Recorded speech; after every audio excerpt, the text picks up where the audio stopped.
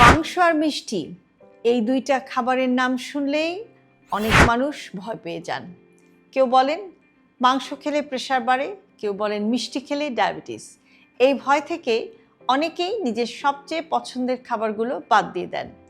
আবার কেউ লুকিয়ে লুকিয়ে খান। কিন্তু সত্যিটা হলো খাবার নিজে কখনো খারাপ না। সমস্যা হয় আমরা যেভাবে, যতটা আর যেসব সময় খাবার খাই সেই জায়গায়।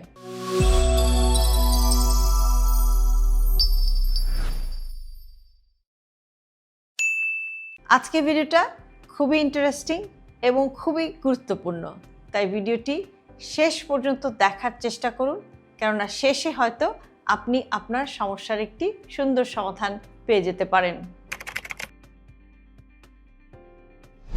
মানুষের শরীর আসলে খুবই বুদ্ধিমান। শরীর জানে কিভাবে প্রোটিন, চর্বি আর শর্করাকে ব্যবহার করতে হয়। মাংসের কথাই ধরা যাক, মাংস শরীরকে শক্তি দেয়, পেশি বা মাসেলকে মজবুত করে আর রক্তের জন্য দরকারি আয়রন দেয়। এমনকি নার্ভ বা স্নায়ু এবং ব্রেইন বা মস্তিষ্কের জন্য প্রয়োজনীয় ভিটামিন B12 দেয়। বিশেষ করে যাদের সবসময় দুর্বল লাগে, যাদের আয়রন কম বা 40-এর পর যাদের পেশির শক্তি কমে যেতে শুরু করে, তাদের জন্য মাংস পুরো বাদ দেওয়া অনেক সময় শরীরের ক্ষতিই করে।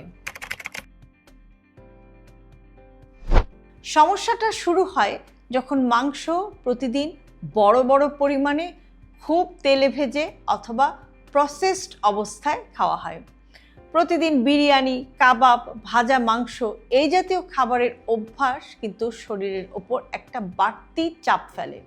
এতে কোলেস্টেরল বেড়ে যেতে পারে, হজমের সমস্যা হতে পারে, গ্যাসের প্রবলেম বাড়তে পারে। কিন্তু মাঝে মধ্যে একটু সঠিক পরিমাণে বা কম পরিমাণে খেলে, ঝোল বা হালকা রান্নায় মাংস খেলে সেটা কিন্তু শরীরের জন্য মোটেও অনেক বেশি ক্ষতিকর না বা মোটেও ক্ষতিকর না। আসল কথা হচ্ছে যে মাংস একা খেলে নয়, মাংসের সাথে একটু সবজি অথবা যদি পর্যাপ্ত ফাইবার যোগ করা যায়, তাহলে শরীর কিন্তু সেটাকে ভালোভাবেই সামলাতে পারে। এবার আসি মিষ্টির কথায়। মিষ্টি নিয়ে ভয়টা আরও অনেক বেশি। অনেকেই ভাবেন যে মিষ্টি মানেই বিষ, কিন্তু মিষ্টি আসলে দ্রুত এনার্জির উৎস। এটা মনকে ভালো করে, এটা স্ট্রেসকে কমায়, এমনকি হরমোনের ওপরও কিন্তু মিষ্টি প্রভাব ফেলতে পারে। সমস্যা হয় যখন মিষ্টি খালি পেটে খাওয়া হয় বা প্রতিদিন মিষ্টি খাওয়ার অভ্যাস হয়ে যায়, কিংবা স্ট্রেসের সময় অতিরিক্ত মিষ্টি খাওয়া হয়। তখন শরীর একসাথে অনেক চিনি পায়, রক্তের সুগার খুব দ্রুত বেড়ে যায় আর সেই অতিরিক্ত চিনি চর্বি হিসেবে জমতে শুরু করে।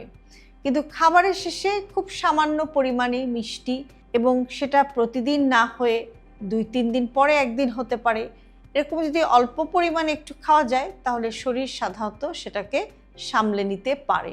বিশেষ করে যদি আগে ভাত, তারপর সবজি, প্রোটিন খাওয়া থাকে, তাহলে কিন্তু মিষ্টির প্রভাব অনেক ধীরে পড়ে।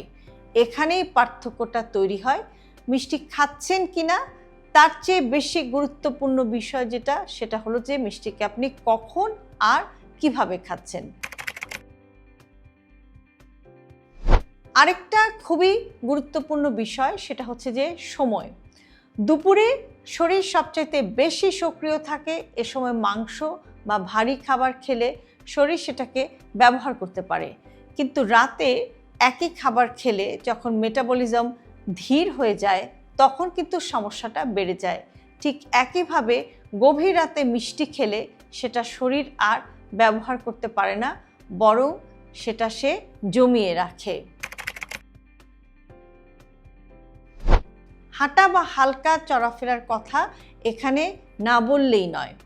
আপনি যদি মাংস খান, মিষ্টি খান, তাহলে শরীরকে সেটা ব্যবহার করারও একটা সুযোগ দিতে হবে। প্রতিদিন 20 থেকে 30 মিনিট হাঁটা শরীরকে শেখায় যে খাবারকে কিভাবে শক্তিতে পরিণত করতে হয়, জমিয়ে রাখতে নয়। অনেক সময় শুধু এই একটা অভ্যাসই বড় বড় নিষেধাজ্ঞার চেয়েও অনেক বেশি কাজ করতে পারে। এখানে একটা বিষয় খুব স্পষ্ট বা পরিষ্কারভাবে বলা দরকার যে সুস্থ থাকা মানে নিজেকে কষ্ট দেয়া না, প্রিয় খাবার চিরতরে বাদ দেয়া না। সুস্থ থাকা মানে নিজের শরীরকে বোঝা, কোন খাবার খেলে আপনার শরীর ভারী লাগে এবং কোন খাবার খেলে আপনি ভালো থাকেন, এই সংকেতগুলোকে শুনতে হবে এবং বোঝার চেষ্টা করতে হবে। মাংস আর মিষ্টি যদি সত্যি শত্রু হতো তাহলে যুগের পর যুগ মানুষ এই খাবার খেয়ে বেঁচে থাকতো না। সমস্যা খাবারে নয়, সমস্যা আমাদের অভ্যাসে। তাই ভয় থেকে নয়, বোঝাপড়া থেকে খাবার খান। তাহলে মাংস আর মিষ্টি পরিমিত পরিমাণে খেয়েও আপনি কিন্তু সুস্থ জীবন যাপন করতে পারেন। হেলথি লাইফস্টাইলকে জটিল ভাববেন না। আপনার দৈনন্দিন জীবনের ছোট ছোট অভ্যাসের পরিবর্তনই আপনাকে নিয়ে যেতে পারে একটি সুস্থ জীবনধারার দিকে। আর সে কারণে আমরা সব ভিডিওতে সব সময় বলে থাকি হেলথি লাইফস্টাইল সিম্পলিফাইড। আজকে ভিডিওটি যদি আপনাদের কাছে ইউজফুল মনে হয় তাহলে অবশ্যই প্রিয়জনের সাথে শেয়ার করতে ভুলবেন না। আর এরকম আরও ভিডিও প্রতিদিন পেতে সাবস্ক্রাইব করুন আমাদের ইউটিউব চ্যানেল এবং ফলো করুন আমাদের Facebook page with doctor Shahnaz Chowdhury.